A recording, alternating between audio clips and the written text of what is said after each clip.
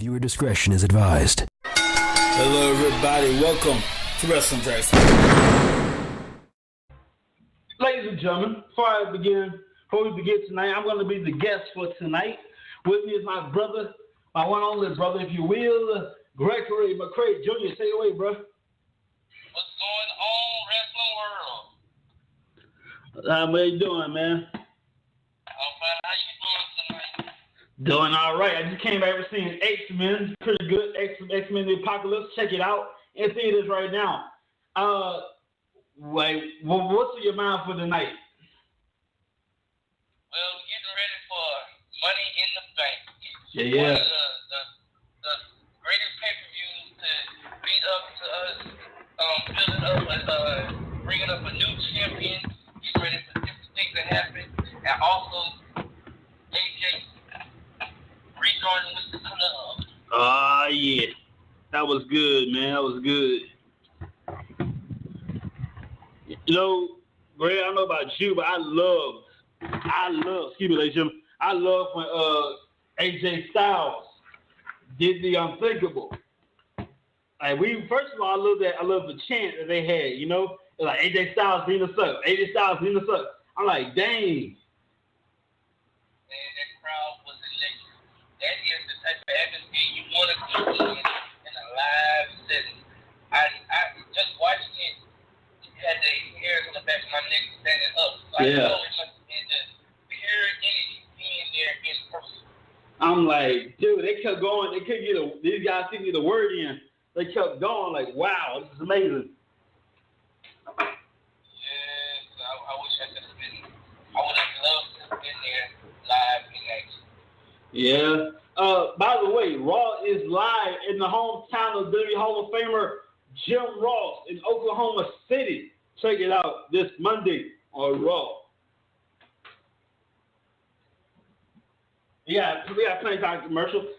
Since you're the host, take over and I'm gonna switch over to the guest. You be the host.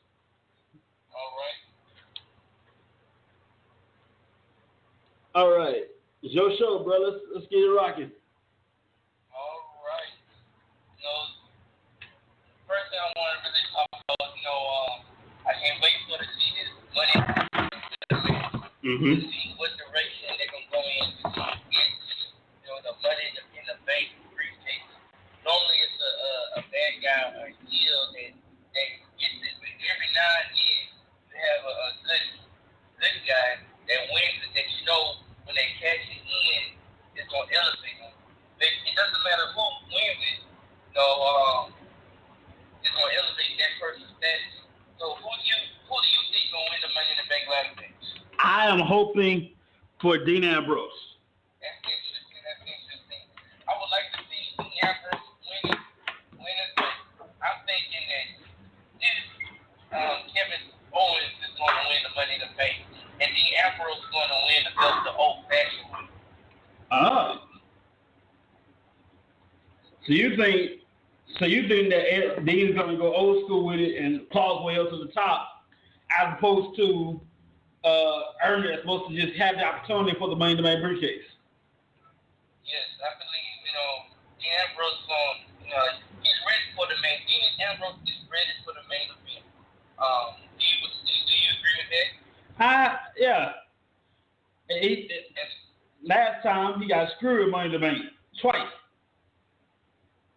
I believe Dean Ambrose is ready for main event. He's ready to move on to be a main event player up there. Kevin Owens is already a main event player himself. And I believe they're going to use the Money in the Bank in his hands to help push him up to the next level. Yes, indeed, man. Well, Mr. Host, I'm asking you this right here. How did you feel about the reformation of the club? I felt that it was perfect timing. It was perfect, the way they did it. They set it up where everybody was expecting, when John Cena come back, they were expecting, Anderson and Gallows to come out and attack AJ Styles and attack John Cena, and you you felt like something bad was about to happen, which it turned out something bad did happen, and AJ Styles returned, which is what AJ Styles needs, because he needed to have that edge on him, and Lord Moses. just being a nice guy and all that, but not be that edge to push him over to keep from being the main event player status without winning the title yet.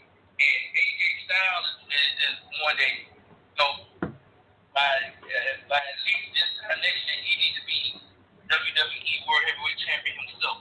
Yes, indeed. By the way, the stuff in the background you hear is me dropping everything. I'm kind of getting stuff together here.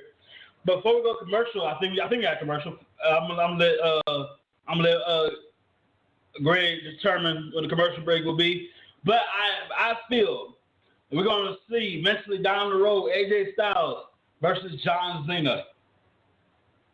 I believe that's coming up at Money in the Bank itself. They have no risk of match for AJ Styles, and I believe they'll have a good match here for John Cena in his return match. We're going to take a commercial break right now, and we're going to discuss more about this matchup after this commercial with Finding Dory. It's here just coming up. Hey, where is everyone? Finding Dory. Oh! Wait a second. Well, that sounds like a fun challenge. Hey, Dory's missing. We've got to find her. Where is everyone? Everyone, let's work together. We can find her. And we are back. I'm gonna turn back over to the host just a second. I want to let you know that Finding Dory is in theaters June 17th. No matter how old you are, go see that movie. Have a great time. Back to Greg. All right, now back to talking about John Cena and AJ Styles. They need a good match for coming up at Money in the Bank. Yeah. A lot of people would be thinking that upon John Cena return, he would go back and get his rematch, get a rematch clause for his United States title, and get current champion Rusev. It looks like they pushing up for Rusev to go against Titus O'Neil. Do you think that'd be a good match? Oh, definitely, man. I wouldn't mind if Titus walked away with some gold. Titus would be I think there's only been a few black United States champions in our history here. And I say I mean wrestling history, not race-wise. But we had people like Harris, like people like got his name, Husky Harris, not Husky Harris. He's an old school wrestler. Some call him the Jackie Robinson the wrestler. I can't remember his name. Last name is Harris. Some even know him as Bobo Brazil. Bobo Brazil, Booker T. I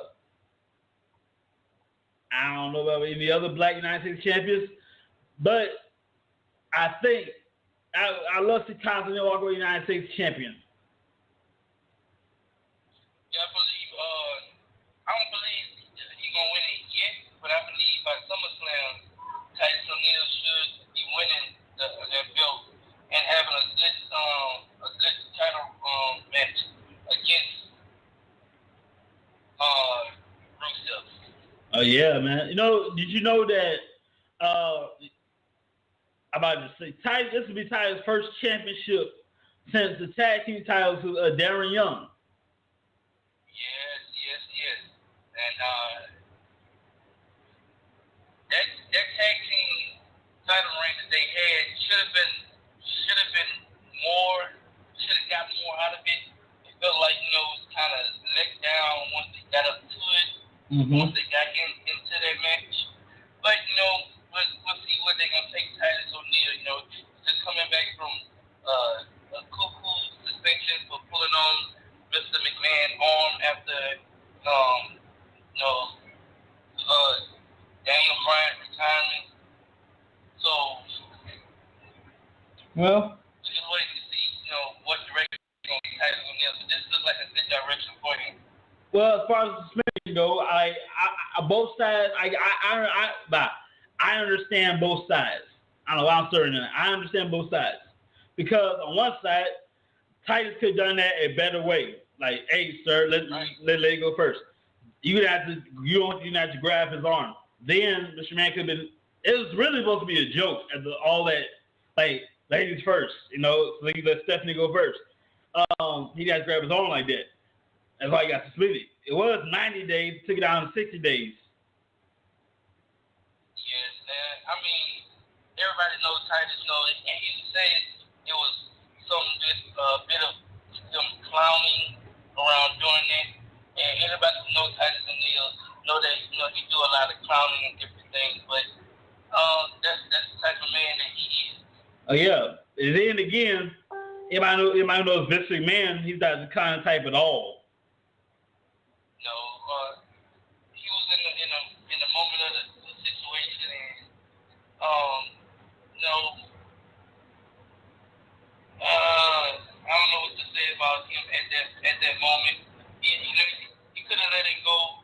Then he had to be to the point where I gotta throw down the hammer so that nobody else would think that they can do what he do.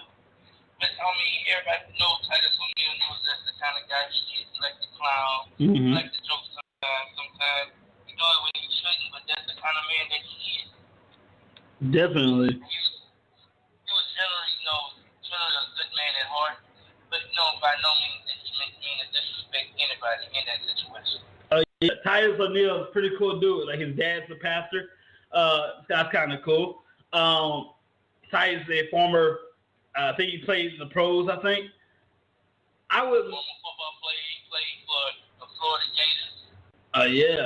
I wouldn't mind seeing Titus have a few championships around his waist. Maybe. Big old maybe. It won't happen. Maybe the world title of some kind. Not gonna happen though, but we'll see. That's a big old maybe. But he's the type of superstar that he deserves that type of push.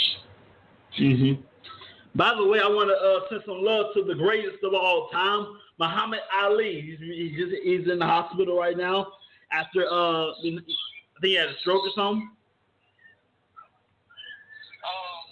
had some kind of heart problems that he's in the hospital with. I just read on that. Showing him some love. The greatest of all time boxer, the greatest sports entertainer, the greatest mouthpiece. He would have been a perfect wrestler in today's time because he was The Rock before The Rock even came around. In fact, The Rock told a story. If you watch one of his documentaries, the term he has, the Great One, that was actually a gift from Muhammad Ali to The Rock.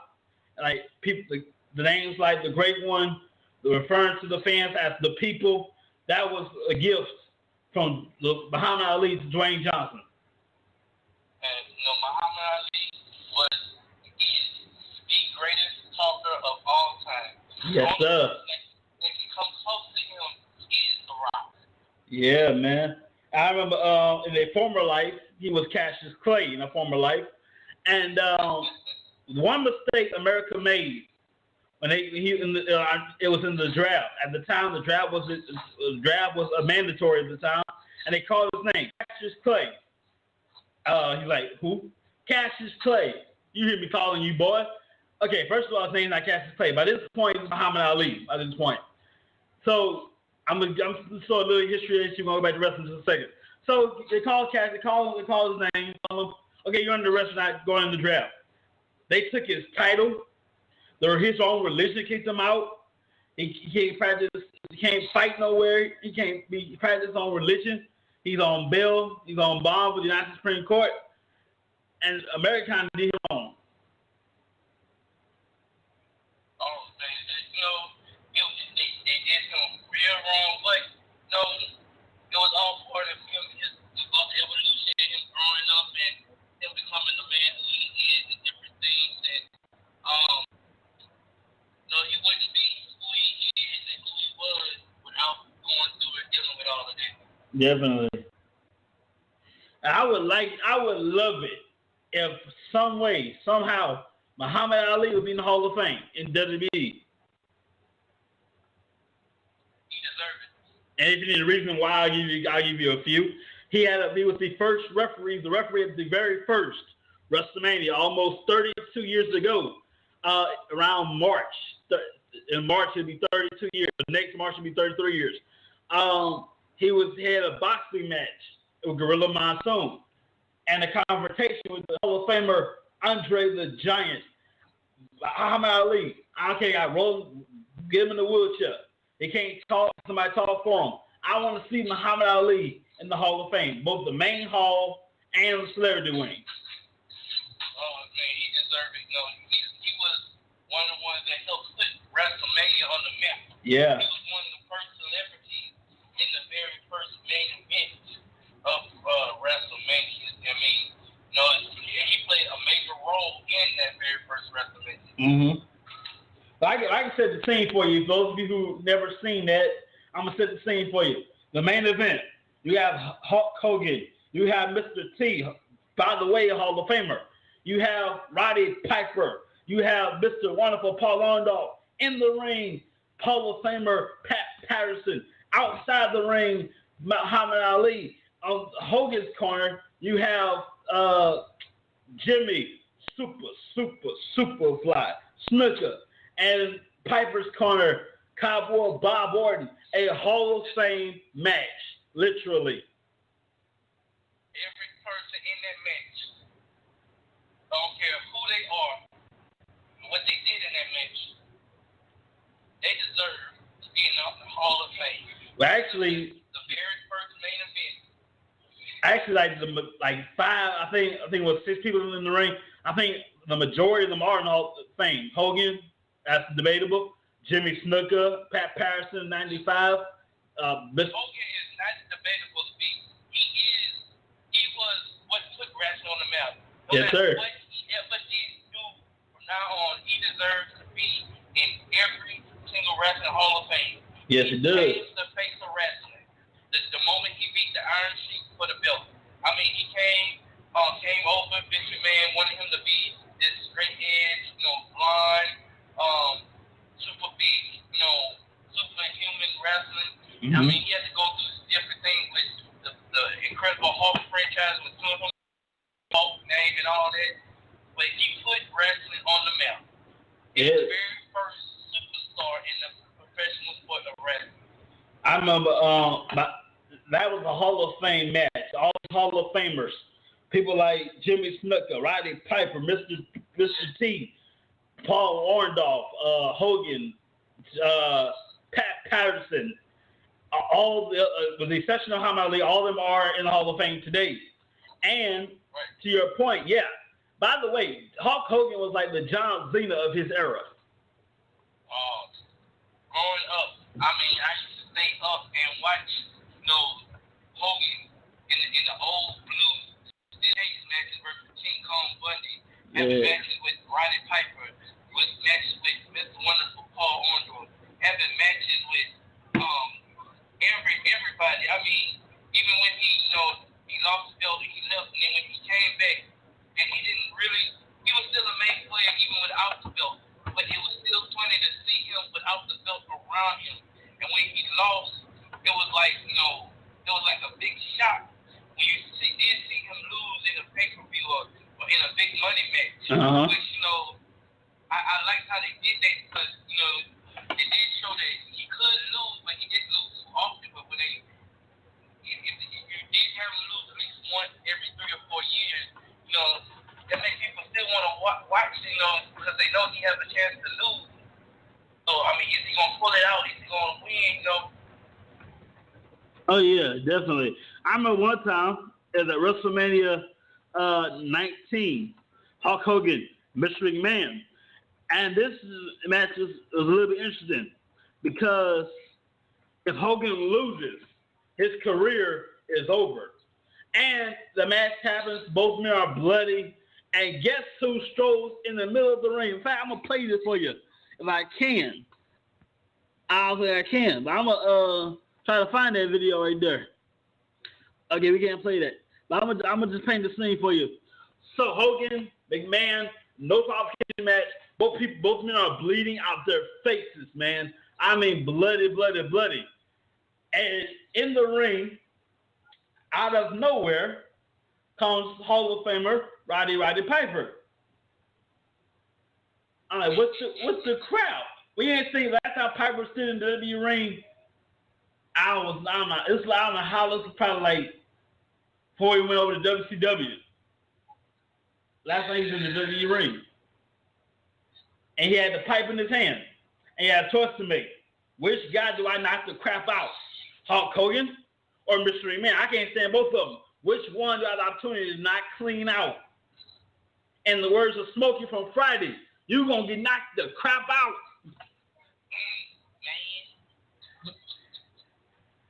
And then he made his decision. His choice was clear. I got to do it. I'm going to do it. It's going to be Hogan.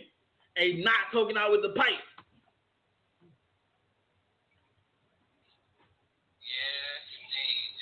Roddy Piper and Hogan had the greatest ever wrestling rivalry. I just wish they would have allowed Roddy Piper to be world champion at least once in his wrestling career. Oh, yeah. He was one of the greatest performers that they never really allowed to be champion. And that was before you really knew that they kind of pushed for William to be out. And I believe, Roddy Piper, to me, his only big thing, his finish move was the sleeper hold, man. He was still a good wrestler. He could have had a better finisher move. He was the first one who put the sleeper hold on the mount. And, I mean, he was a minor league world champion, but he should have been WCW world champion, at least. A WWF world champion at least back in the day. Oh yeah, definitely, man. Roddy Piper, he had the talent, man. He had the ability. He can make you laugh, make you cry. And the '80s, he could really piss people off in around the '80s. Man, I mean, just like Ric Flair, he was world champion because people hated him. Yeah. To see him lose, and when anybody that beat him for the title, that elevated him because Ric Flair was hard to beat because he was the dirtiest player in the game. And when you beat him, you became a main event player, which is what happened with Dusty Rhodes, which is what happened with Sting, which is what happened with Lex Luger, which is what happened with Ricky the Dragon Steamboat. When those players beat Ric Flair, that elevated and took their game to a whole nother level. Yes, sir. I remember Bob Backlund. Let's talk about Bob Backlund a little bit. Mr. Bob Backlund, Hall of Famer, by the way. How do you think? How you like this storyline with Bob Backlund and Darren Young? This one of them, wait and see moments. I want to see what they're gonna do with him. I'm waiting to see what they're gonna do with Darren Young. Darren Young is a good talent, and which brings me back to one thing I want to talk about: the brand split. Here we go. Which is going to happen come up next month. The brand split is going to allow some of these wrestlers who are not allowed, to get TV time to show off and showcase their talent.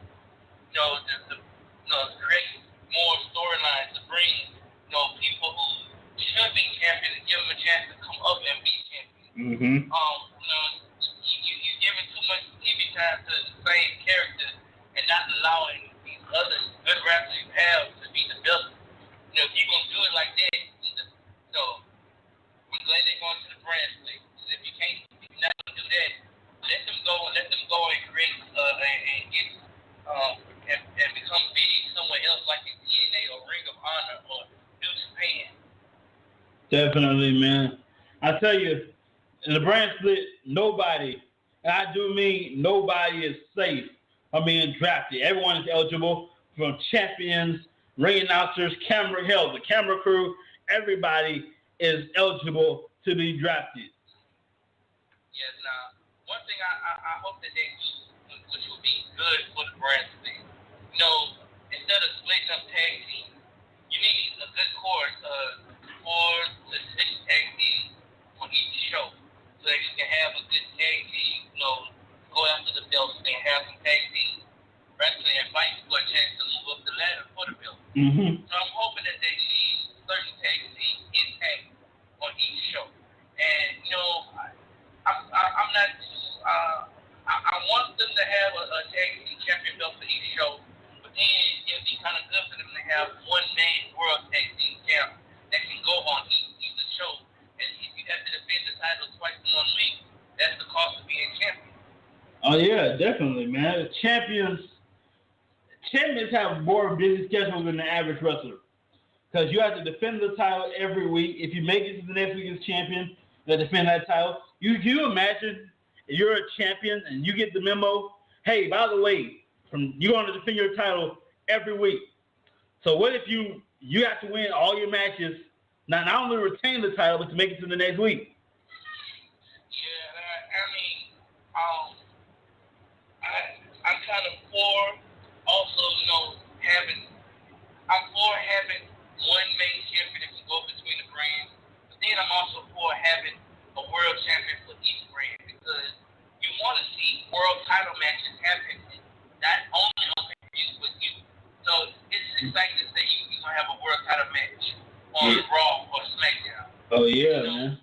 With SmackDown starting live July 19th, that would be wonderful to have a world title match, on there. And I'm hoping to see the Intercontinental title being predominantly on SmackDown and elevate the Intercontinental title so that, the United States title can be elevated on Raw. I mean, if you're going to have one world title, make the secondary title something that we see at least once or twice a month, see a title match on the regular show. Not only brings prestige to the title, but it's withdraws people to come and watch to see a title match. To be able to say, yeah, I was there when I saw, Cesaro beat the Miz for the IC title on SmackDown, or see Rusev lose the title to John Cena on Raw. You understand what I'm saying? Oh, definitely. By the way, that last time we had two different champions, two different titles. It was earlier mid-2014. We had the world title and the WWE title, and John Cena spit the challenge out there. Hey, let's have a match, this time for both titles. Put both titles on the line, the winner gets both championships. Triple H, that's not a bad idea. So at TLC, 2014, it was John Cena, the WWE champion, Randy Orton, the world champion, for both the WWE and World Heavyweight Championships. And then the winner, Randy Orton, will go on to be the first champion in 50 years. For the first time in 50 years, we have one champion. But he was the first undisputed WWE World Heavyweight Champion. Right. But before that, we had Chris Jericho beating Stone Cold Steve Austin and The Rock in the same night to become the first undisputed champion in WWE history. Yes. By the way, those of you who don't know how that went down, I say how those of you don't know how it happened. I'll break it down for you. It was a elimination. It was like an elimination elimination match, and the winner of Rock Jericho faces Austin and Angle, and the winner of that match faces each other, and the winner of that match is the undisputed champion. So Chris Jericho beat The Rock with some help, and Kurt Angle beat Austin beat Angle, and then wait a minute, hold up, I got that backwards somewhere. Austin beat Angle. Right. And Chris Jericho beat The Rock. There you go. Right there. I knew I had messed up somewhere. And then later on, the two met. Chris Jericho, Steve Austin, the winner, makes history. The first undisputed champion. And with the help of Booker T, sucker, Chris Jericho walked away the first undisputed champion. And by the way, you can go on the WWE Network and watch the replay of this historical night. Yes, sir. Vengeance. $9.99. Yes, sir. Vengeance. 2000, and I want to say 2001. Right around 2001, Vengeance. Yeah. And fast forward to the main event, by the way. That's the main event. Fast forward to that. By the way, my brother here just happens to have the last piece of history of WCW, the big gold belt. That was the gold belt that Ric Flair made famous. And then it went on Ric Flair and Hulk Hogan made that belt famous. And I've always wanted to get a belt. And I had to get that and the ECW belt, which is another world title belt that I love. But I chose that because to me it's just the top of the line. The word is the World Heavyweight Championship. Yeah, and believe me, folks, this guy here, this brother of mine here, every single big main pay-per-view has his belt in hand. And for some ungodly reason, won't part with it. No, not one day, but not this day. I've had that belt since I got married, and that was a wedding gift to me. And I was finally blessed to be able to get it, and that was something I waited my whole life for. Tell me, you did not have that belt on your person on your wedding night. Please tell me that. Oh no, I got it a few months after we got married. I'm about to say. Every time a fellowship, man. I used to have a replica. It was a plastic replica of Wing Eagle belt. That's a nice one. Oh man, I had that belt, and then somebody decided wanted to come and visit my house, and they was playing and broke it. It was a chick I was dating at the time, and she broke my belt. And the moment she broke the belt, I broke up with her. That is, I mean, anybody who knows me knew how much I love wrestling. oh, definitely. How much I love that belt. If that one and the gold WCW belt, them are my two favorite belts of all time. And that was before I seen the original ECW world title belt. Yeah. So, lady who broke my brother's belt, I'll say your name, but yeah, you messed up. You messed up, lady. Yeah, she's ancient history now, and I thank God I have a wife that loves wrestling as much as me. It's rare that you see women who love wrestling. I mean, really rare. Yeah, women don't really are into wrestling like we men are. And she's been into it from day one. I ordered a pay-per-view while we was dating, and she sat there and was talking and into it with me, and I was like, okay, maybe you went and studied some stuff just to, so you can impress me. But then, she came to the next one and was talking. She was all talking storyline. I said, oh, okay, you talking deep knowledge about, okay, so you for real, okay. That's when I really fell in love with her. I'm like, yeah, like you said, it's very rare that you find a woman that interested, especially as much as we are interested. And by the way, folks, my sister-in-law and my brother here are pastors, by the way. Yes. I love worship, and I love wrestling. So all you jabronis who be saying preachers don't like wrestling, you can take that and shove it. Preachers do love wrestling, dang it. Man, my daddy was a bishop up in Michigan. Yeah. Me and him, we have literally watched the pay-per-view while talking to each other over the phone. Right. My daddy was the man who introduced me into the love of wrestling. I mean, growing up, I was the kind of child that anything that was a sport, I sat there and watched it. I used to know all kind of records and everything from equestrian to, I used to sit and watch golf. I watched hockey.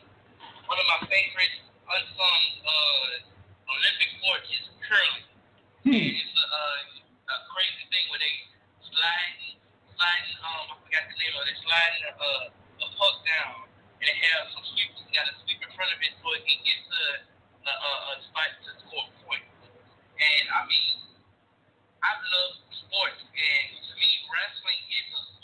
Yes, it is.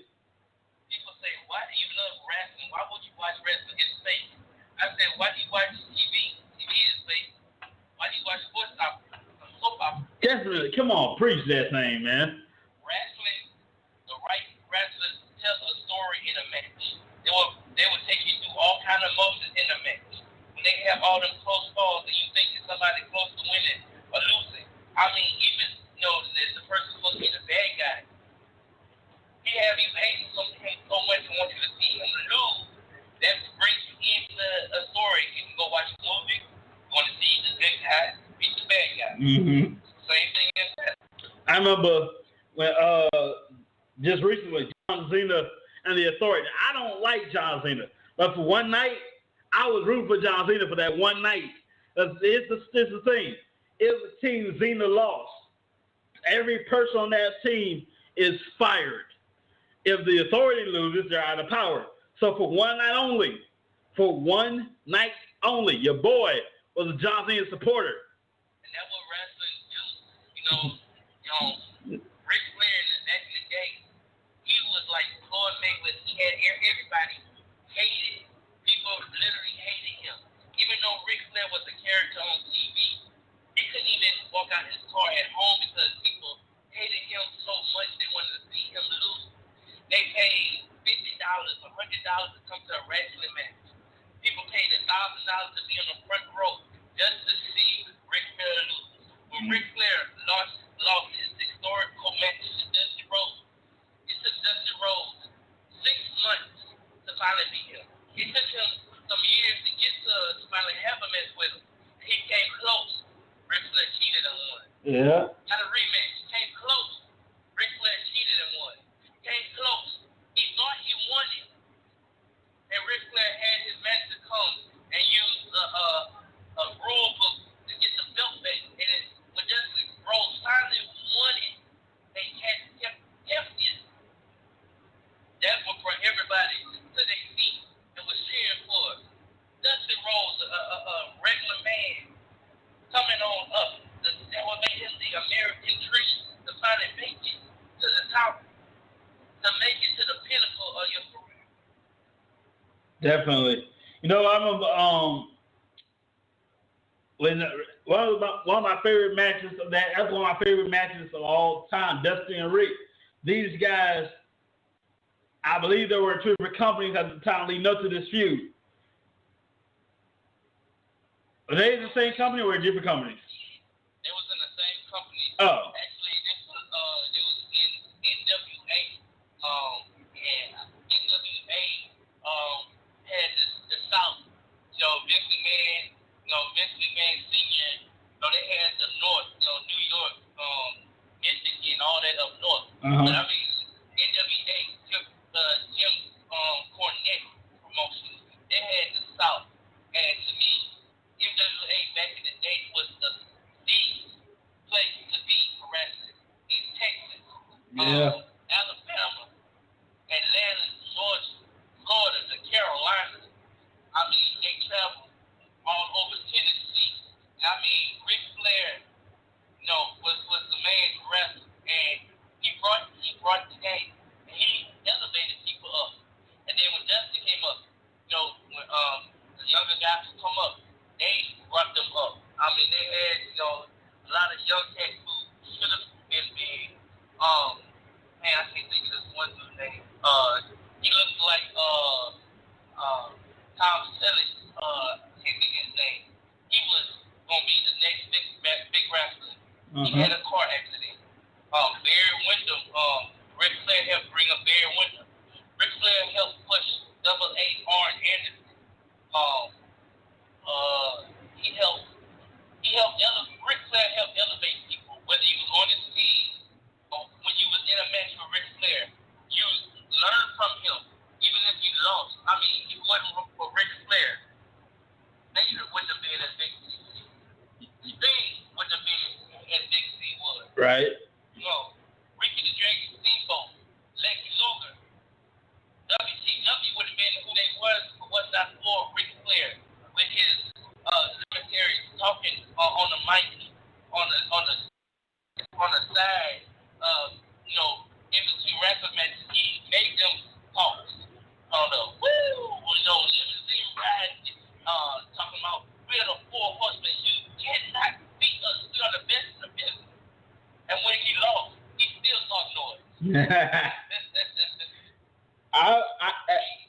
Have you seen the Raw when Charlotte very disrespectfully kicked her dad to the curb?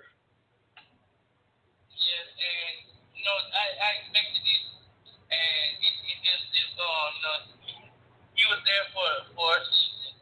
It was time for him to go. And I'm waiting to see Sasha Banks, come back and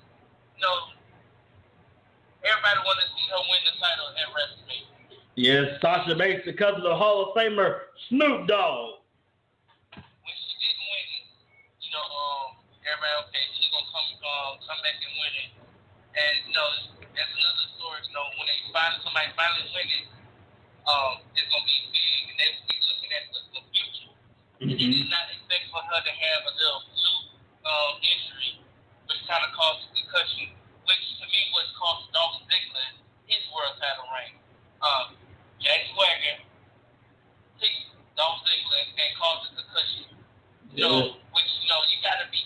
When you wrestle, you're wrestling not only to protect your life, but you're protecting the other person's life. Just like when you're driving a car, you're not driving. You gotta watch your own life and the other person's life. Right. And too many wrestlers are not taking into consideration, or you have a mental lapse, and so you cause an injury. Definitely. In the wrestling business today, they have banned shots with a chair to the skull. Yes. That would cause so many unknown concussions back in the day. Back in the day, people get concussions, but they wouldn't, report it or wouldn't say nothing. But I mean, to me, it's good. But then, if you don't know how to deliver one the right way, or you gotta talk with whoever you're wrestling against. And what they're supposed to do is, when they go to hit them with the chair, you're supposed to put your hand up so it looks like the chair hit you, but it don't hit you all the way. And right. They wasn't doing it the right way. So they had to ban that. Like they had to bear certain moves that cause concussion, which is good, but then it's bad because you're taking away some wrestling, go-to move that if they learn how to perfect it and they know how to perform it the right way each time, you should take it away from them. Yeah, I remember, like what you said, you hit with a chair, you both put your hands up, so you still gonna get hit. You won't have too much impact on your skull. You still gonna get knocked out. Also, back in the most legendary wrestling maneuver of all time, the pile driver. At one time was banned in most wrestling promotions. Yes, but and I was coming to that next. You have to have a license to use that move. Mm-hmm. And the only people that right now are licensed to use that move is Undertaker, Kane, Jerry the King Lawler, and NXT newest signing Eric Young. Oh yeah. And the power driver, that does, both of you don't know how to do it. You take somebody, you put their head to your legs, you grab their waist, you lift them up, their head should be facing downward, and you just spike them, boom. And then when you pick them up, their head should be facing downward, you grab by the waist. Yeah, and I always see and notice how when Undertaker do his move, trying to make sure that the wrestler's head is above his knee. And I've noticed that when the move happened, they kind of bend their head forward, and he dropped them to fall back, not so it can come completely down. I mean, Stone Cold Steve Austin wrestling career was shortened by power driver from the late great Owen Hart. Right. Some wrestler's career was over with in the ring from a power driver. I remember a time back in the day. Now there's rarely a spike power driver. All that is, like Dr. Kane used to do it all the time. You go take somebody, power driver position, top rope, help you slam them down. And another that I love that they made, which is almost like the power, the brain buster, which is a move that Arn Anderson made famous when his tag team was known as the brain buster. Which all the thing is like you holding them up in a vertical suplex, right? And you bring them straight down on top of their head. But if you watch how Arn Anderson did, it's almost like running down on their shoulders, and the Bill Goldberg finished maneuver the jackhammer way before he became a jackhammer. You know, he didn't turn all the way on and land on the opponent. He just brought him down. It looked like they hit their head, but they really hit their shoulder. Yeah. How do you feel about passing wrestling maneuvers down? How do you feel about that? I mean, you shouldn't let them wrestling maneuver die because it's not being used because somebody retired. You know, if you have somebody coming up and they deserve to use it and they can perform it and they're good enough and they fit them, place it on. Seth Rollins, the pedigree did not fit Seth Rollins. Right. That to me is the worst finish maneuver for him to have. He can get something else. They have this wrestler in Lucha Underground called the Max Brown or something. His finish maneuver is the Stone Cold Stunner. There's a big thing talking about, you know, if he gets position from Stone Cold to use the Stunner. Ryback used some of Goldberg's moves at a house show in England. And WWE officials got mad with Ryback about it. Simple fact, you know, they felt like he had to talk to Goldberg first before he could use the maneuver. And I'm like, to me, you know, if somebody feels they fit to use it, they shouldn't have to get, I'll give you permission to use it because somebody else used it first. I think that you got to let a move die before somebody else uses it. Yeah. I remember the ankle lock. It went from Kim Shamrock. Kim Shamrock came up with it. They passed it on to Kurt Angle. Kurt Angle passed it on to the Wolves, and now Jack Swagger does it from time to time. You got you got also the Twist of Fate. Mad Jeff Hardy does it. Lita used to do it from time to time.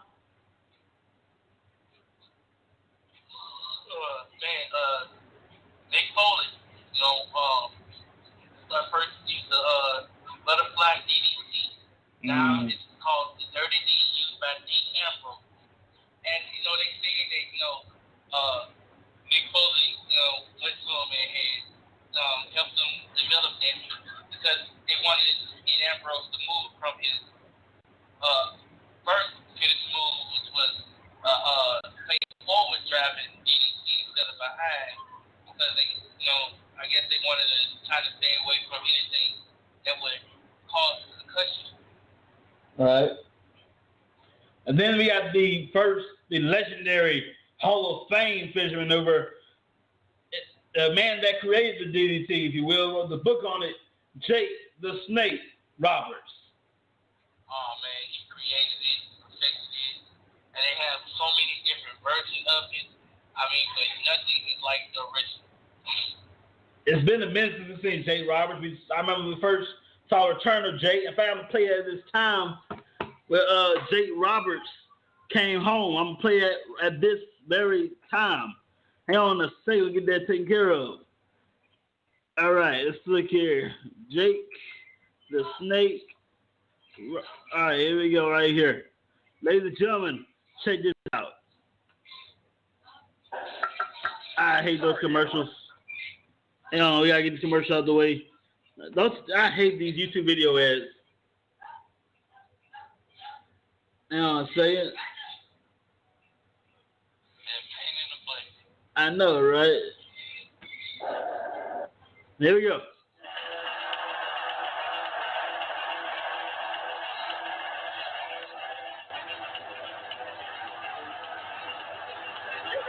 You gotta be kidding me! You kidding me? I see the ghost.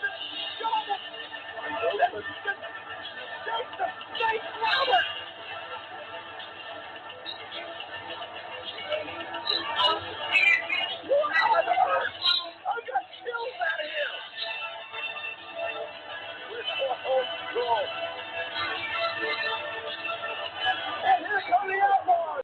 It's CM Punk.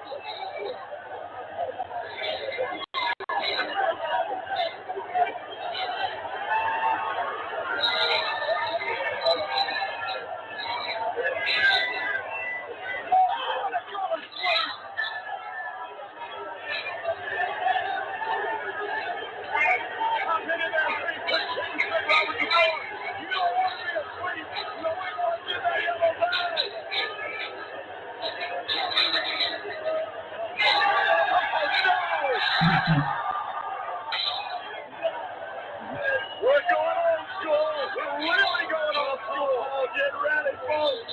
Get ready. Oh, God, I hate snakes.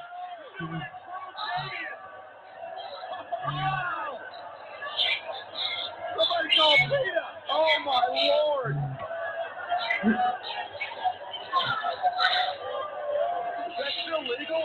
Oh. By the way, I hope you didn't know what happened. I'll break it down for you. It was CM Punk, the New Age Outlaws, taking on the Shield. So the match that you guys are attacked by the Shield. The Shield attacks the New Age Outlaws, CM Punk, and out comes Hall of Famer Jake the Snake Roberts and he didn't come alone, Greg. It didn't come alone at all. It came with a certain bag, if you will. And we all know what's in that bag. Sorry, Saint Nick, it ain't no toys. It's a little snake by the name, but not little. It's a snake by the name of Damien. Oh man, he came out with that, man. It is, oh man, it's a game. He was game changer. Actually, what happened was like the snake kind of peed on the Ambrose a little bit, but it was funny as crap. One time was not so much funny. When Jake Roberts took a little bite out of Randy Savage. Oh man, that's one of the gameplay moments playing through as Randy Savage getting revenge on Jake the Snake for that snake bite and all that.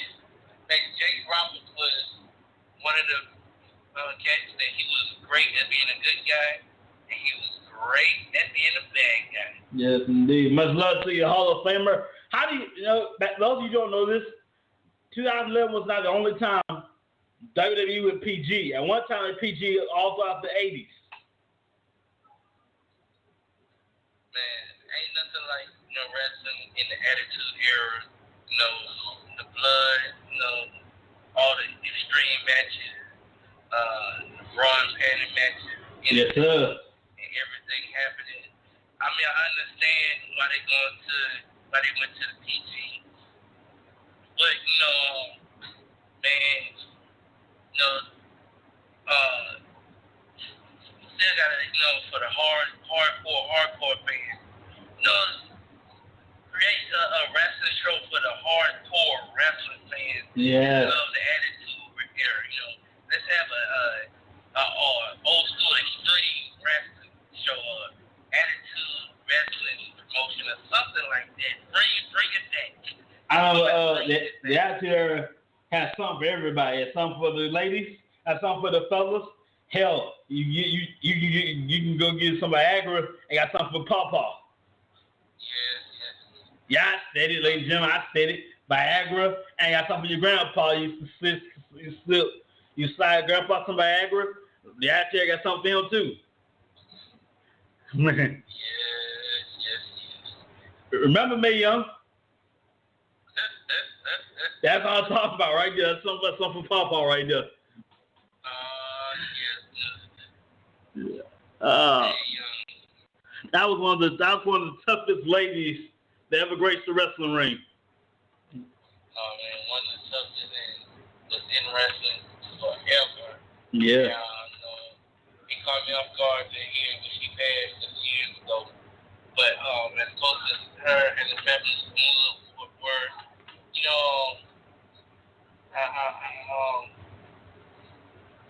I knew it was coming up.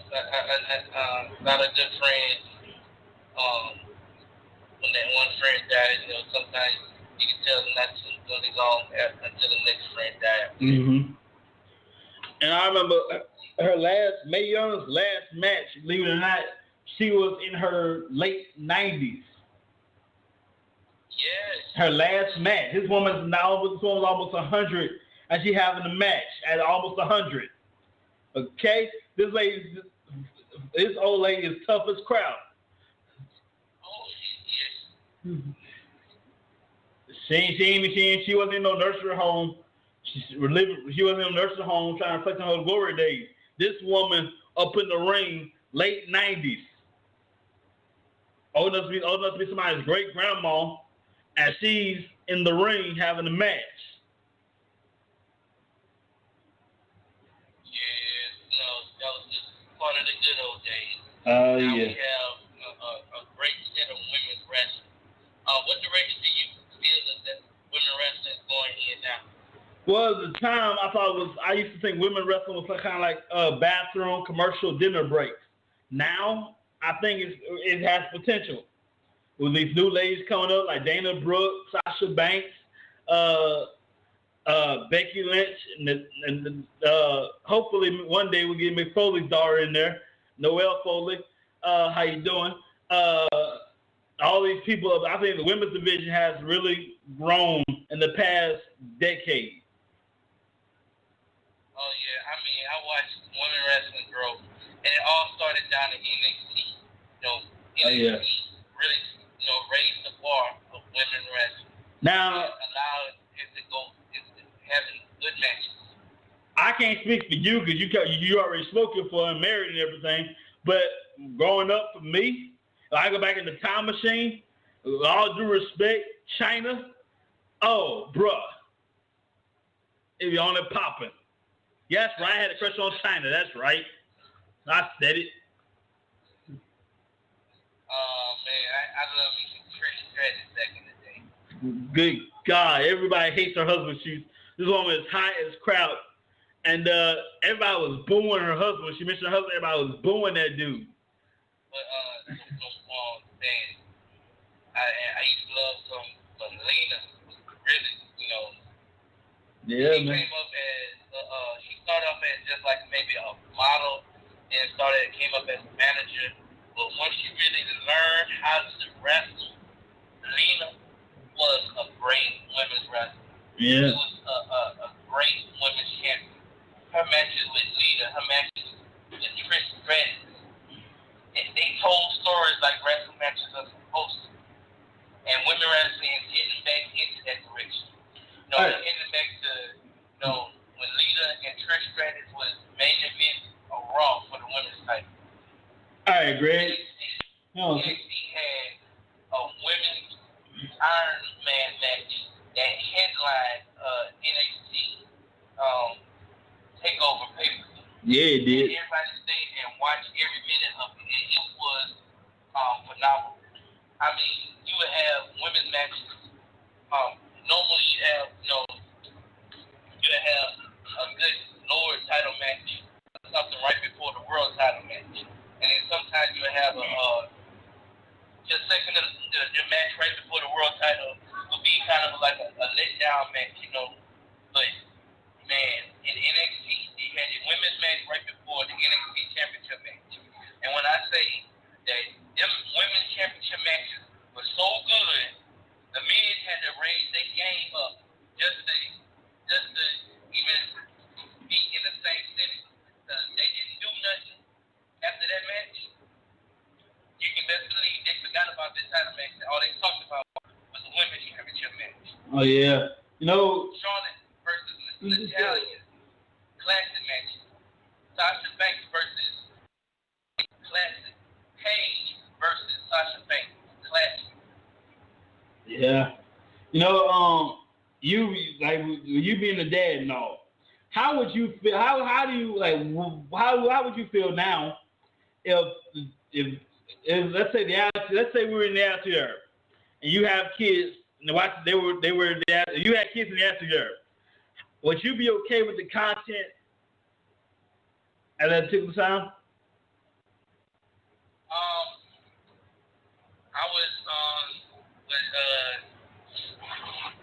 I wouldn't let my kids watch old school wrestling until they was like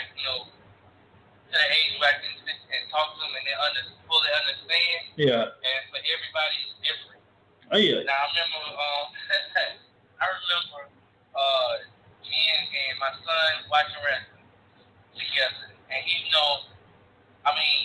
has come and he's growing up. He starts seeing how they start developing their emotions and start developing their personality. And he used to be in his room, and he'd start coming back there and sitting and watching wrestling with me. And he'll be just sitting there, and then he'll see me say, "Ooh," and then he'll start going, "Ooh," and see me jumping, he starts jumping. And then to see him start jumping on his own and get into the match on his own, and Triple H was watching one match. Yeah. Triple H told somebody and say, I'm gonna kick you off. Hey, and he looked at me and said, "Oh, Daddy," he said, "He's gonna kick him." Hey. And I was like, oh, I was excited that he got into the moment. I was like, son, and I was laughing at the same time.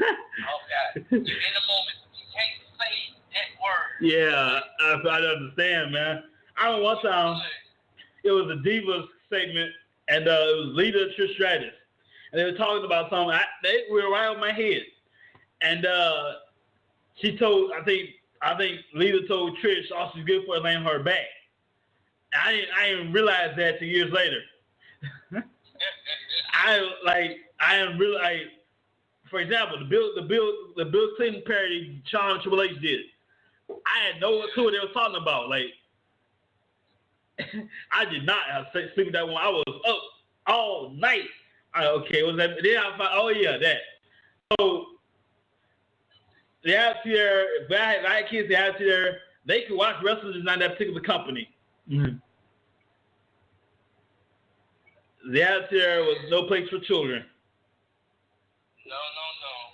But it was a great time. Yeah, it was. We got about 56 minutes left before we close tonight. I want to thank Greg for being with us as well. He'll be here Friday night. Hopefully Marco Rose will be here Tuesday night. John May Wednesday night. C-12 Thursday night. I'll be here Friday, Saturday, and Sunday. We want to thank all of you guys for being with us tonight. Thank you very much for joining us. Check this out on demand when it's available. It'll be available probably around 2 o'clock in the morning on demand. Check it out. You have anything you want to say before we close?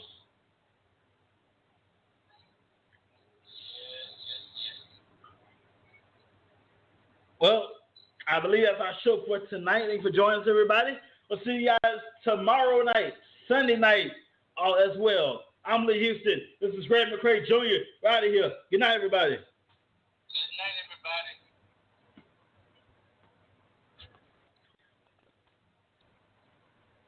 Fuel your summer fun at GNC. Now top performance products, buy one, get one half off.